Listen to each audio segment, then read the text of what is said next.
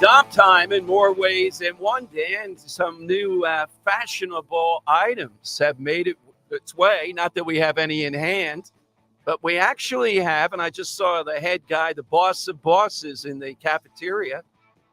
Dan, he thinks you're wrong. You said there was a certain price on the Dom time hoodies. He says it's a lot less than that. Really? I immediately said my fact checkers will have to get on that. It was Dan Borowski, not me, that was quoting that price. Yeah. Yeah. So Dom time hoodies, kale gear, and of course, never old, always, in fact, always, very hard to get until now, the Zioli Army material. All that out there at the station websites. We particularly like the hoodies. The cut of the hoodie looked pretty nice. Yeah, so to get those, Dom, go to twitter.com/1210WPHT. You'll see it there. Or breakingtea.com/collections/shop-1210-WPHT. But we don't have any. It's just breakingtea.com/WPHT. Okay. Yes. Yeah, we don't have any in hand, though. I mean, I know. We're on YouTube. We have to do. I want some people to model them, Dan. So start to develop a list once we get them of who listeners might like to see modeling. Well, of course. I mean, obviously me, right? Obviously Dan Borowski. Yes, I'm trying to think of who else. Eamon Brown, I'm sure. I'd love to see Larry Krasner wearing a Krasnerland t-shirt. Yeah, that would be nice. Maybe if we send him one, Can you see him holding it up at his weekly news? We have to up the game with Larry Krasner. Krasnerland today at about, 3:45? Yeah. On Facebook. And, of course, today we got Danielle Outlaw leaving. And we also have the ongoing prison situation. Is Chester County a mini Krasnerland? Now, the guy in charge of the investigation, we had a lot of action on this yesterday. His name is Lieutenant Colonel Bivens, Dan. He said to the Inquirer, the hunt for this guy that we now see how he escaped have been made more difficult by the excessive heat in recent days. No. As well as the densely packed undergrowth in the area. Oh, come on. Now, look, you heard me say yesterday, and Bill Baggins on Twitter, he's like the Jimmy Matthews. Sometimes he throws me a bone. Most times he kills me. It's usually troll, saying, what do you mean you're not going to attack this guy? It's suburban land. It looks to me like there's enough woods there. I said I'm not going to be on that. Now I am, though. We need some military or police experts. Is this guy saying because it's so hot they can't use thermal imagery effectively? Is that what he means by excessive heat? That's the only thing I could potentially think of is if you're using a thermal, telescope, wherever they're doing, binoculars up there in the helicopter, and you know how that works with the red, the yellows, the oranges. Is it so hot out there that everything's just, the same color? Is that? But then I think these people use thermal UAVs out in the Middle East where temperatures are 110, 120 degrees. So I can't imagine that the technology is being affected that much by it, right? Yeah. So a point of order. We need somebody with any kind of expertise background.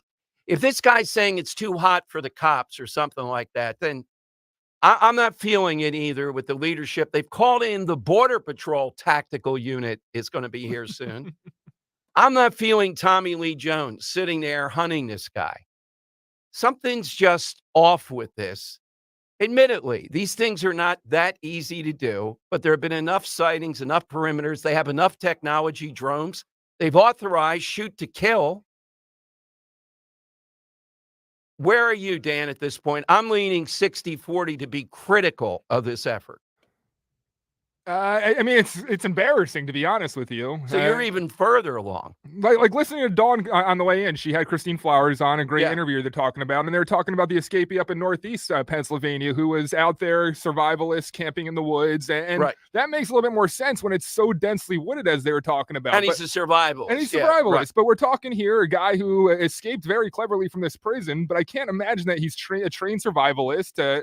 And from what I understand, Chester County, it's not super, super wooded like it is up in Northeast Pennsylvania. Not at all. Yeah, so I just don't understand how professionals who are supposed to do this as their job have the, this is their Super Bowl for people that are trained to do this, and they can't live up to that standard. It's crazy to me. It's embarrassing. And with dogs tracking and the like, and there's enough technology today where doorbell cameras and everything else have seen him. So you're even further. I say 60-40, not good, but this excessive heat, what the heck does he mean by that? Why excessive heat has made this more difficult?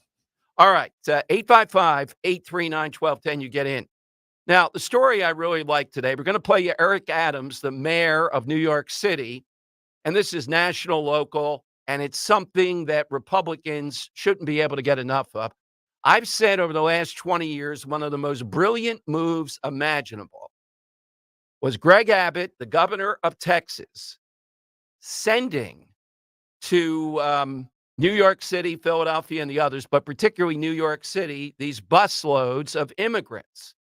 It's now up to about 10,000, or they're gravitating to New York a month. So Mayor Adams now is going nuts and saying they can't handle it. It's going to ruin New York City. And they're starting now to blame Joe Biden. Why are they blaming Joe Biden? It's their policy. They're a sanctuary city. Here is Eric Adams blaming, well, the federal government, he means Biden, and saying this will effectively be too much. Yeah, there you go. You can make it there. You can make it anywhere, buddy. Stop belly aching. You want to be a sanctuary city. Start spreading the word. Yeah, let's hear him. Oh, you're not talking French. Oh, yeah. Okay, gotcha. We turned this city around in 20 months. And then what happened?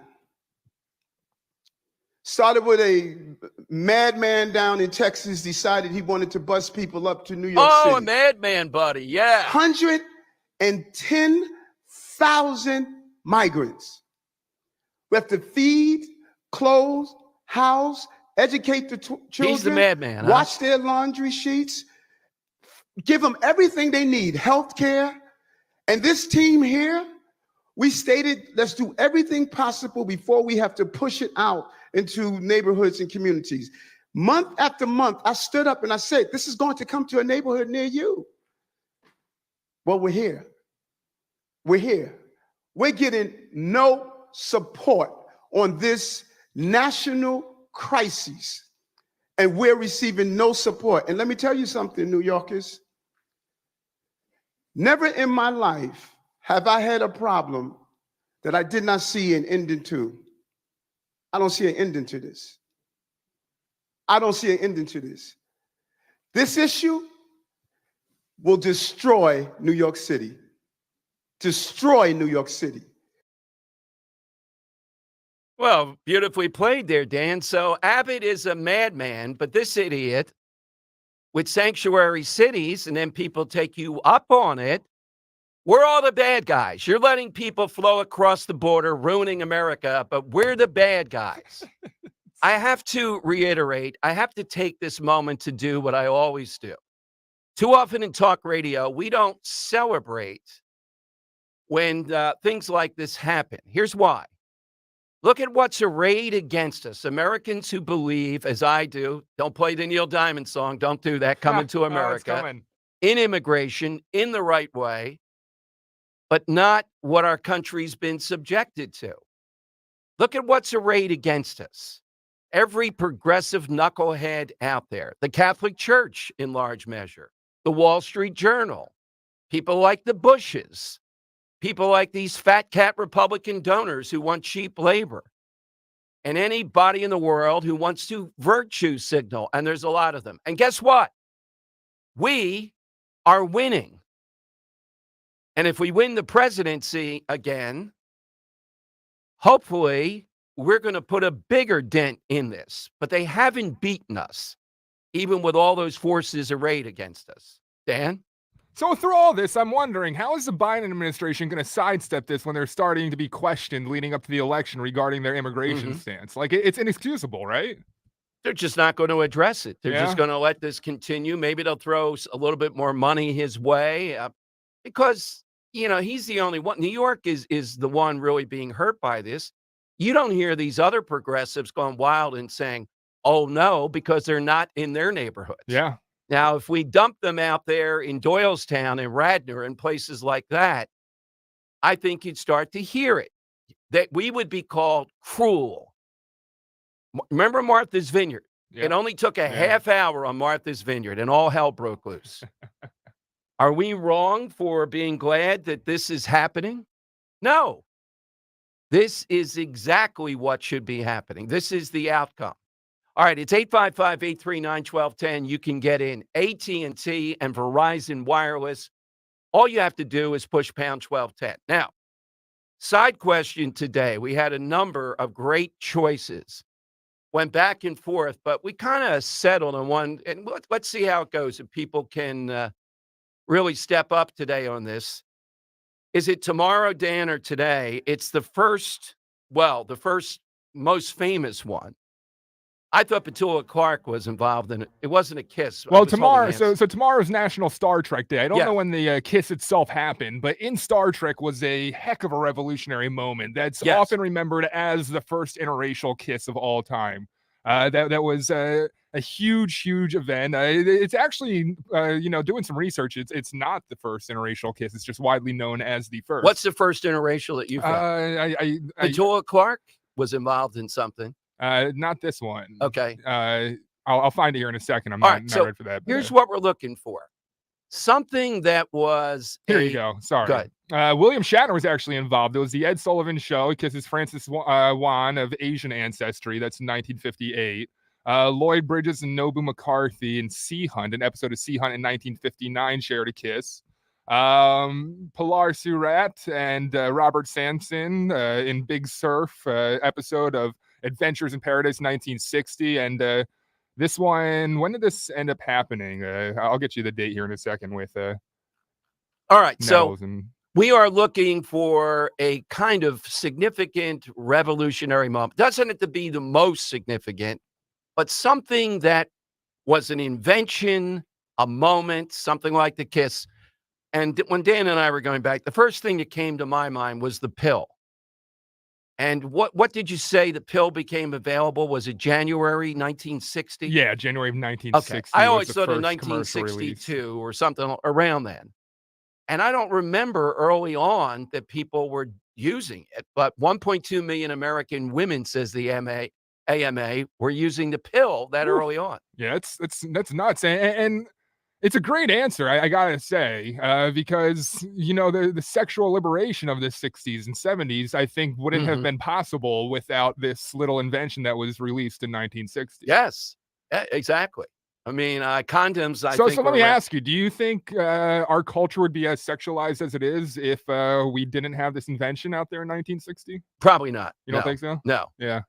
I think it's it's a revolutionary. Now, could be an underrated thing that you don't think got enough publicity. I remember when Ellen came out, the show where Ellen came out, the TV show. I was at WWDB. Oh man, the debate that went on there internally. I remember Tom Maher talking about. Oh my goodness, it was hot. It was a big moment. I don't know what that date was. Dan, was it 1980, 1990 something? You would think by that point, someone coming out wouldn't be that big of a deal, but it was. 97. 97. April 30th. So it's only 26 years ago. It was Ellen Morgan was the character's name. It was the first gay or lesbian lead character on a U.S. network television show. Right. That's crazy. That was until 1997. Yeah. It was intense in talk radio around that. It was a great topic. So how about yours? So I don't mean to stay in the realm of television, but I want to put it out there. The answer that's probably going to win the day today is something underrated, something we're not really thinking of. Obviously, I want to take off the board, like the tearing down of the Berlin Wall. But the thing is, like, that's such an obvious answer that it's it's easy. So today I want something that not many of us think about. My answer, I'm going to stick in the realm of television for one. I'll come out of it in a second here. But the Cosby Show, man, when that first came out, a black family, a very professional black family, with two parents, one a lawyer, one a doctor. That was something that wasn't shown often on television and giving a whole new light onto race relations and all. And that was a hugely revolutionary show. Yeah, I had the creator Poussaint on, and Cosby, I think, came on with him once, and it was riveting stuff of the impact of that. Yeah. And then also I want to take off an invention that we can really use in a lot of schools right now. That was incredibly revolutionary because it changed how society worked, and that's air conditioning. And yet isn't it shocking that these schools still don't have it? It's crazy. We went through that yesterday. I think it's upwards of 50, 60 schools saying, we learned enough today.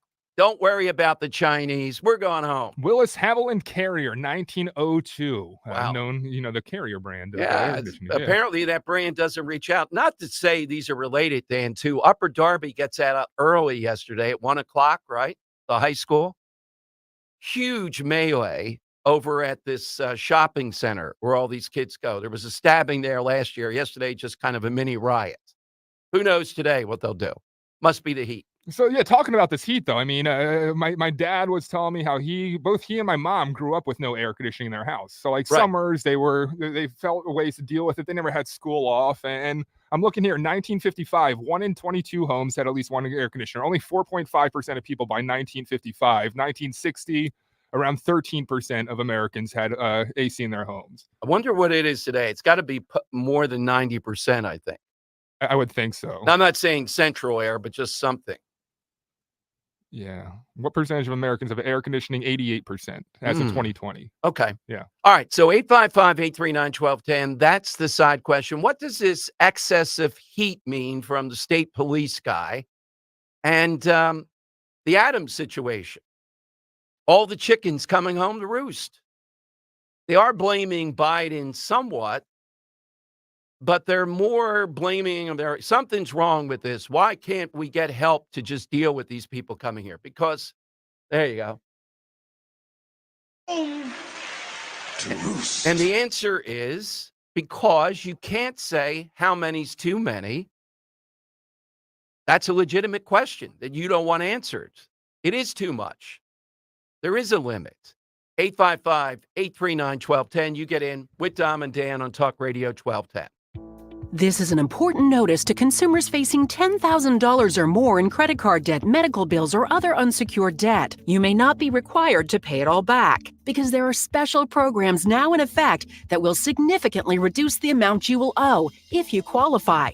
This is not bankruptcy or a debt consolidation loan. These programs, which the credit card companies like to keep secret, exist to aid American consumers struggling with overwhelming credit card debt by offering tremendous savings and real debt relief. Accredited Debt Relief has established a special hotline for you to call and learn what savings you qualify for. They've helped qualify consumers with over $1 billion in debt and are A+ rated with the Better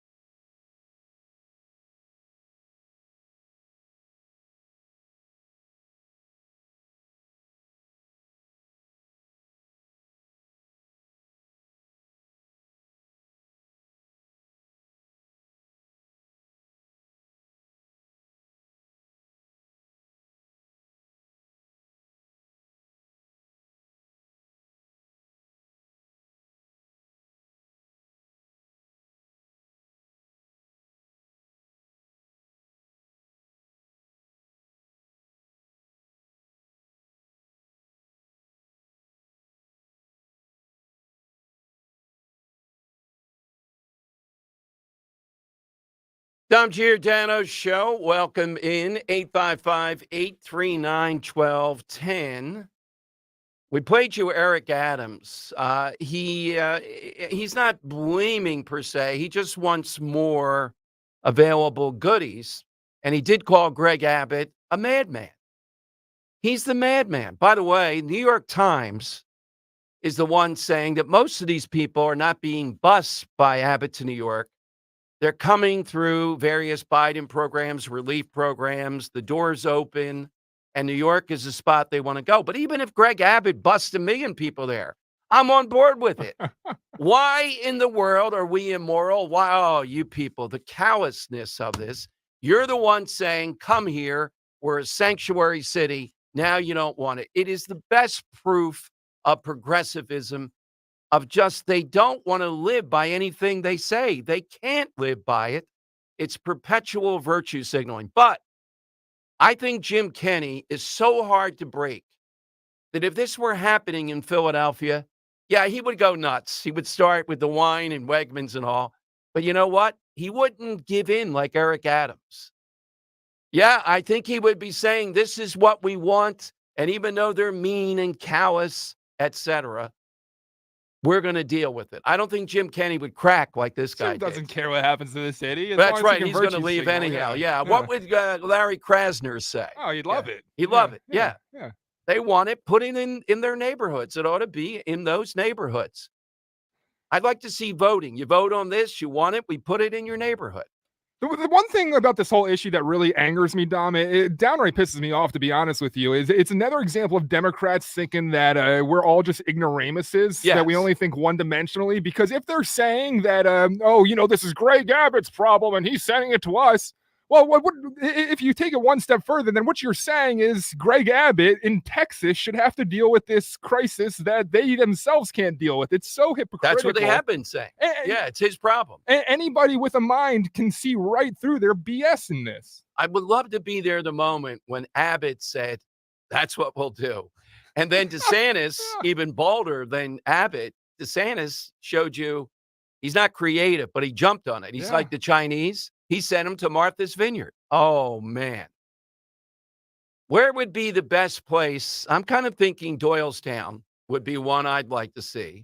That seems to be a virtue. Well, these places in Philadelphia. Well, Chestnut Hill. Yes. The pickleball courts. That's always a target. All right. Now, Dan has a particular tick, shall we say, when it comes to these coffee shop people unionizing. And Philadelphia is the center. I didn't know there were this many coffee shops here. Well, today things have gone badly because it looks like the Good Karma unions might decertify today, Dan, because since they unionized, I have it here somewhere, a bunch of the Good Karma stores went out of business. That's strange, isn't it? They didn't have them here. They cut back the number of stores because they didn't like the unionization tactics. What happened? I used to frequent one of those. Okay. They're pretty good. Here is the ultimate, though. This is my nugget of the day. This is almost too good. I have to build up I have to wash my I feel like I'm eating a meal here talking about this. Ultimo Coffee. Union leaders there proposed a layoff procedure not based on seniority or ability, but rather on how much money employees claim to have in their bank accounts. What? Yep. Wait. So how much money they claim to have in their bank accounts? Yeah. So if it were here at 1210, wouldn't be your ability, Dan, or you have more seniority than Anthony. So they're saying that they're going to fire people based on how much money that they say they have in their bank accounts? How much they claim to have in their bank accounts. So the more money that you claim to have, the less chance, or the more chance you have of being fired. That's right. Okay. Yeah. So that was the proposal. Here's the other proposal. So wait, why would someone just not say that they have $0 in their bank account to protect their jobs? Yeah, exactly. I have nothing. You're hired. The other proposal would be a lateness policy that would excuse employees from any consequence, even if they arrive hours late for an unverifiable reason. No. The dog ate my homework. I don't like coffee. I So don't like essentially what serving they're these saying people. is all, Yeah. all scheduled shifts are willy-nilly and you can come in at whatever time you feel like coming in. Or the next day or whenever you show up, and that's how it works. Wow. Wow. Yeah. Yeah, What morons. I'm exactly. sorry to use the word, but that's Yeah. oh man. So this type of unionization, we're seeing this now where unions are trying to get into these industries. Can I go down the path again? I'm Yeah. sorry, but aren't unions there to protect the full-time aspect of a career, that Yes. a primary, Yes. maybe household earner has to raise a family. It's, Right. to Well, it's bargain your for point. insurance. You're burying your point that you always make. These jobs should not be considered full-time, Well, that's what I'm lifelong going jobs. to. Yeah, Yes. they're not full-time. These are What are you jobs doing that in the coffee shop maybe the forever? high schooler, needs a part-time gig. Right, or college. You're working Like your you way don't through go walk college. into Starbucks and say, "Hey, barista, this is your career for the rest of your life." That's I what would they're hope making. that the barista doesn't think that either, but allegedly they do, and they're trying to unionize now. Yes. And Ultimo said, wow, that's a great proposal. Why don't we sign up So right hold here? on, are they trying to work towards pensions for coffee shop workers? Like you spend 30 Uh, years as a cafe well, barista, and you can retire on a yes. golden parachute. Here's what their lead negotiator said, Dan, to answer your question for Ultimo's coffee union. She said, well, employees' alternative income sources have to be considered to avoid terminating the people who would be most greatly impacted by layoffs. The Oh, lateness man. policy was meant to allow tardiness for no reason to shift away from fear and toward building culture rather than having policies that are about force. To call our proposals unusual doesn't mean they're flawed in some ways, just means we approach things a little bit differently. Can you imagine negotiating with these people in said coffee shops? My God. I swear that this liberal, progressive, weird world that the leaders that are making these decisions, back in college, how when you had assigned a group project, there was always that one Yeah. person that just kind of went along for the ride and took credit for it. I really think that's how they stumbled their way into the positions that they are. And they're just completely incompetent and looking for the easiest and most beneficial way for them to just live. And they're Yeah. lazy. And everything that they're proposing here with this stupid union for coffee shop workers is another way for young people like me to essentially say, "Hey, look, I've made it now because I'm a barista in Good Karma Cafe in Philadelphia, making iced coffees for people with actual jobs in the morning."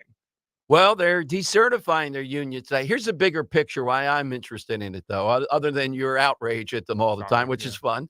I'm interested in it is because of the role of unions, where unions are going, and they start to seem to be dominated by these groups that are progressive and not real unions, to your point, like the teachers' unions nonsense. They didn't want to work either, and they're poised to do it again. Are union workers, are the building trades unions people today, Dan, are they working? I think they're working. Now, there's probably some temperature level where maybe they don't or they take it easier. Coming in, I saw people building stuff around downtown Philadelphia today, right? Yeah.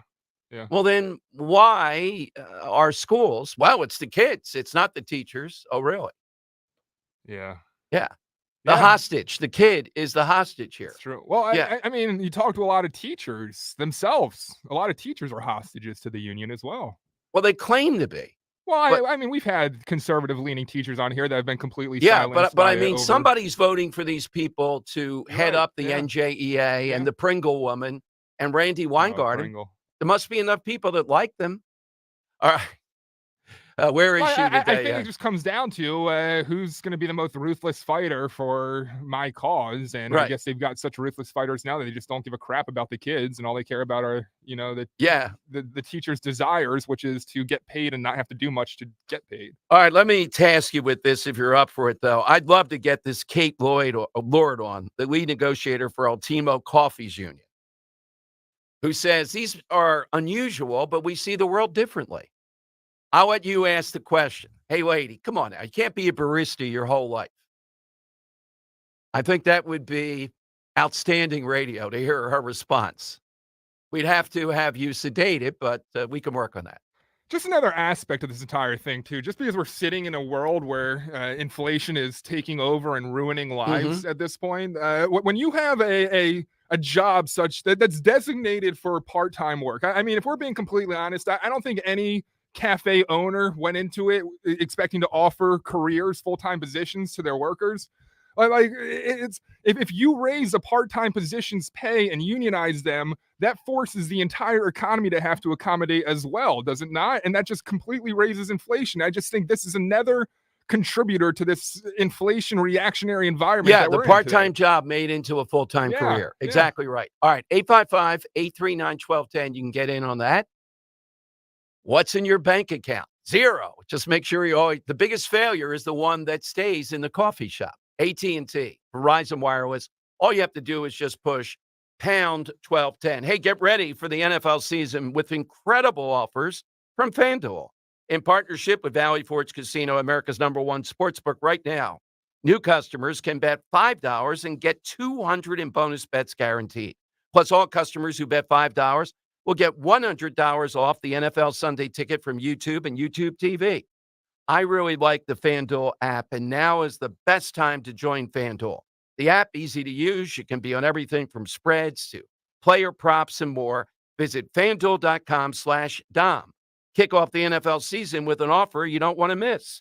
And FanDuel Sportsbook is the official partner of 1210 WPHT. FanDuel, official partner of the NFL. You have to be 21 plus, present in Pennsylvania. First online real money wager only. $10 first deposit required. Bonus issued as non-withdrawable bonus bets that expire 7 days after receipt. Restrictions apply. See terms at FanDuel.com/sportsbook. Gambling problem? 1-800-GAMBLER. Now, the NFL Sunday ticket offer ends 9/18/23. No refunds. Terms and embargoes apply. $100 off NFL Sunday ticket, not YouTube TV. YouTube TV base plan required to watch YouTube TV. Redemption requires a Google account, current form of payment, commercial use excluded. Subscription renews, cancel anytime.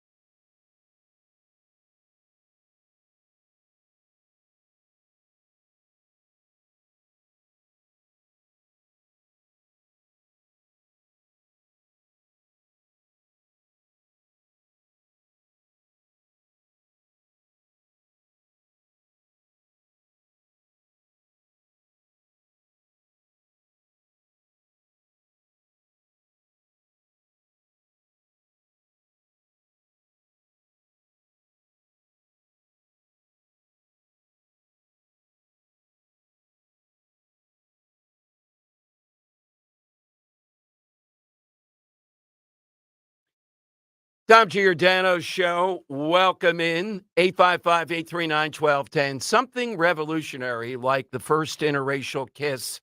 That's the side question today. Tomorrow is Star Trek Day. Now, here's something. I wouldn't call it revolutionary. Then I'm coming to the calls.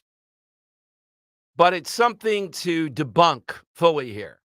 It is the first time that the presidential libraries of Obama, Bush, Clinton, Reagan, and Hoover warn about the state of the U.S. democracy. Now, why are they doing this? Well, you could argue Obama, somewhat Clinton, they're blaming Republicans. Why Bush throwing in, and why I am shocked, but maybe I shouldn't be, at the Reagan Library. This is a direct shot at Donald Trump. And it's the nonsense that Mike Pence, who I used to get along very well, I've interviewed him 4 or 5 times. He's just outrageous. Johnny One Note on abortion, dragging us down. And now populism versus conservatism. So the statement warns about how fragile democracy is. Now, why are they doing this now? Everything in this is pointed toward Trump. But they forget to tell you when it's pointed toward Trump, it's not one individual. It's a Trump movement. They're worried about democracy in this country. Now, I could argue on the positive, it's never been a better time since Trump won. It doesn't mean it's easy. It means it can be messy. It can be divisive. There's a lot of back and forth. It's unprecedented to see all these indictments, et cetera. But I say the same thing. I would liken it to school board meetings, which used to be boring. Nobody came. They didn't care. And they were doing all kinds of stuff. Look at it now. Not easy to run an effective school board meeting in a lot of these districts, but it is much better. People are paying attention. They're debating. That's what it's supposed to be about. But suddenly, Trump is a threat to end democracy. And I get queasy when they start calling it democracy, as you probably do, versus a democratic republic. We go down that path. The Bushes, obviously, they're mad. They're born to the manor. We're tired of the Bushes. I don't think we're tired of Ronald Reagan. Now, Dan, have you ever been to a presidential library? No. If it's anyone better than the Reagan Library, I broadcast from the Reagan Library, Simi Valley. It's amazing. They wanted it to be near the sea, great land, and the mountains, and it has all and they have Ronald Reagan on a horse, like a buck rider outside it, which is a nice touch. It is in a fabulous location. I think it does among the best of all the presidential libraries. Wow, they actually have what is that? His Air Force One there? Yes, yeah, they do have his plane there. Yeah, I don't know how they got that. That's unusual, but I remember the first thing I did there too that caused quite a stir that night. I was talking about a progressive rally where they left litter behind, and we had some people defending it. That's not true, all of it. But why is the Reagan Library jumping into this? Well, they're joining the pack here now. Sort of the Pence approach, the ultimate conservative Ronald Reagan, his library, giving us a warning about democracy if Trump, that's what this all points toward, and the Trump supporters have their way. And guess who is starting, at least in New Hampshire, but several places, to be the alternate to Trump? Not Vivek, DeSantis, donors fading, Nikki Haley. There's no way the base of the Republican Party is going to accept Nikki Haley. And I come back to, again, the biggest underrated thing that Trump did, that's a change, is stopping the never-ending wars. Ukraine as an example. That is the biggest change that Trump has made to the Republican Party. And Mike Pence doesn't like it. Nikki Haley doesn't like it. And now I guess we're being told they're arguing Ronald Reagan wouldn't like it. This is unprecedented, though. These presidential libraries, they just don't, maybe on some Pollyanna thing, it's national, be kind to animals, they might agree. But they don't issue joint statements. And by doing this, who do they think they're influencing? By me telling you this, if you're lukewarm about Trump, you probably say, you know what? I don't like this. Who are they to say? Ronald Reagan, remember, was criticized. He'll blow up the world. He's nuts. Remember all that with Reagan? How in the world do his representatives of Reagan attack Trump? On what basis? That's what I'd love to know. How are they? Obama, Clinton, Bush. You know the grudge the Bushes have. Look at Jeb Bush. Couldn't stand on the stage with them. Low energy. That's the one nickname that really fit. Jeb Bush just doesn't have it. You could see that. Hoover, I don't know why the Hoover presidential group got into this, but the Reagan library, that's the big one. I'd love to get your reaction to that. And if you are still a fan of Ronald Reagan, as I am, I think this is despicable that they would be involved in this. He was criticized, if you remember, as someone who would blow up the world, didn't know what he was doing, dictatorial. Remember all that? Now it's Trump, but they're a signatory toward this. All right, it's 855-839-1210. That's how you get in. Let's go to Robert early today in Bensalem. Hey, Robert, good afternoon. Hey, Dom, Dan, it's good to talk to you guys today. Dom, I believe we were just introduced to Dan the White today because he's a union-busting elitist today. Yes, that's right. He is. Oh, man, he goes off on those coffee shop kids. He goes nuts. I know. I feel bad for the baristas now.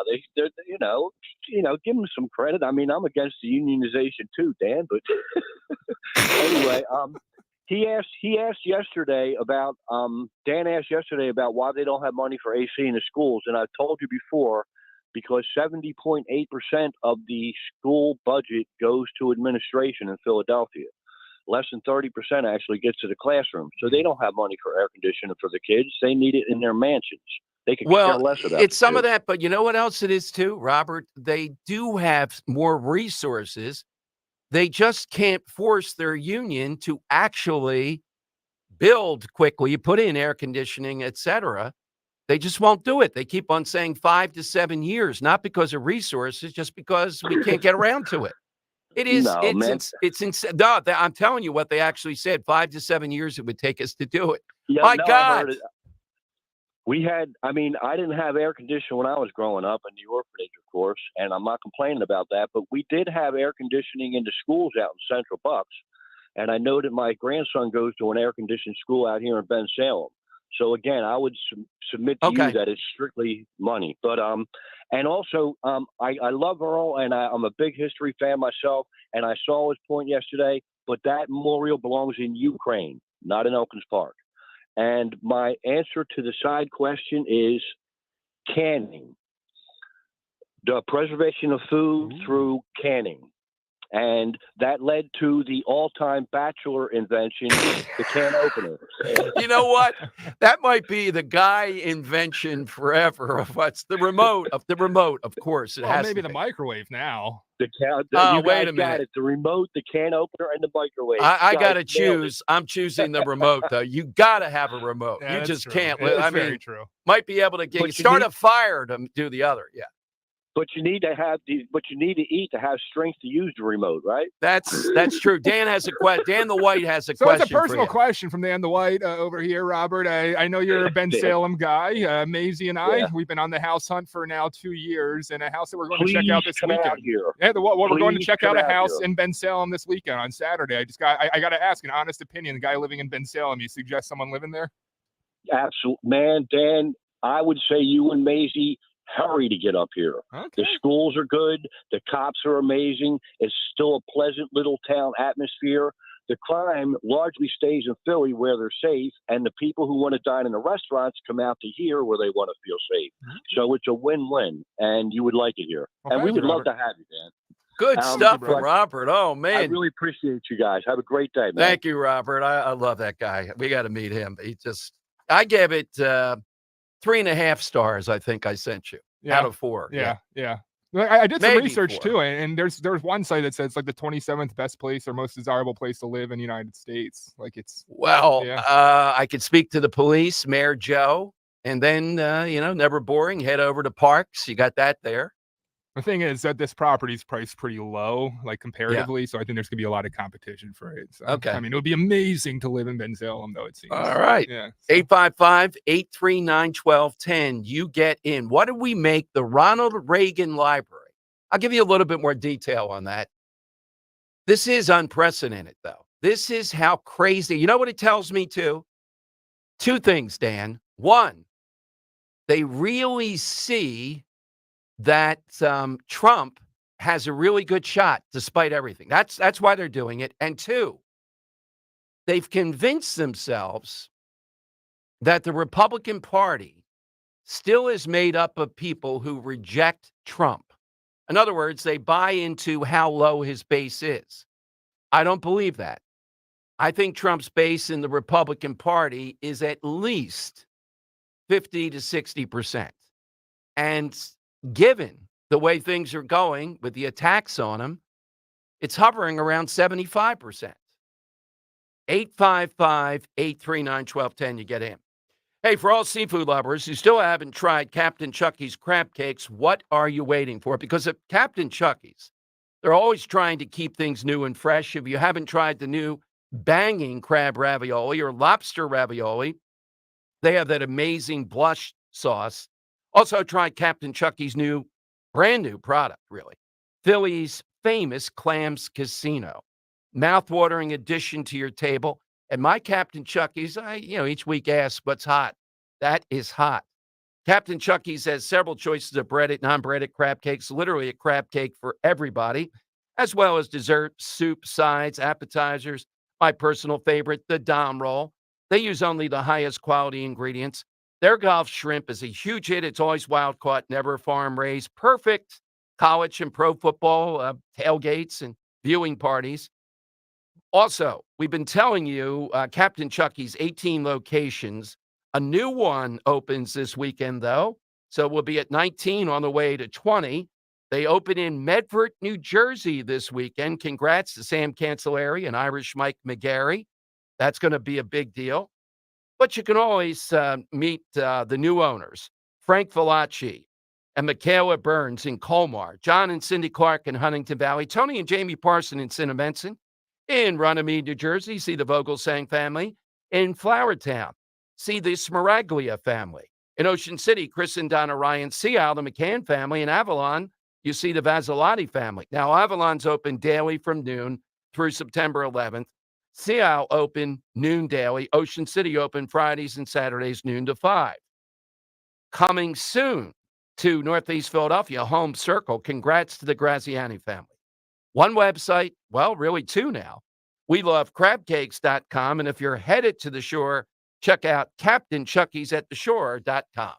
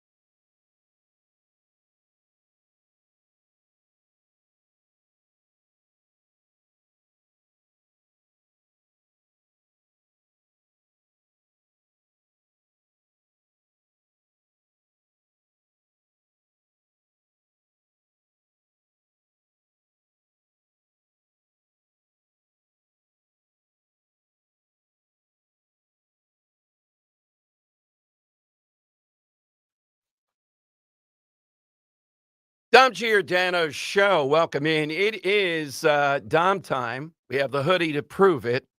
That'll be quite a fashion item. Dan, we have to send one of them over to Krasner, too. Yeah, breaking the letter T. So breaking.com/WPHT. Go there right now. You can buy some great 1210 WPHT merchandise, including a Dom Time shirt and a Krasnerland shirt ahead of today's Krasnerland. That's exactly. Yeah, everybody should have that on when we do the show. The key word in these presidential library reports is disarray. America is in disarray because certain elements have undermined democratic institutions. There's not faith in the system. And guess which part they seem to emphasize? Elections. Why are people doing that? Now, I am not one, as you know, with some of the wilder claims that Sidney Powell and some of the Giuliani stuff, okay? But who is it right here in Pennsylvania where we can speak to who undermine faith in the elections? The Secretary of State, the Pennsylvania Supreme Court, Tom Wolf, the thugs in Philadelphia, Mr. Al Schmidt. Those are at least a few. Are those protectors of democracy? Hey, Al, how did you protect democracy? Why the heck couldn't we at least see the vote count, Al? Wouldn't that be a protective device for democracy? All right, we'll have more, and I'll take your calls on this, and I'll give you a little bit more of their statement.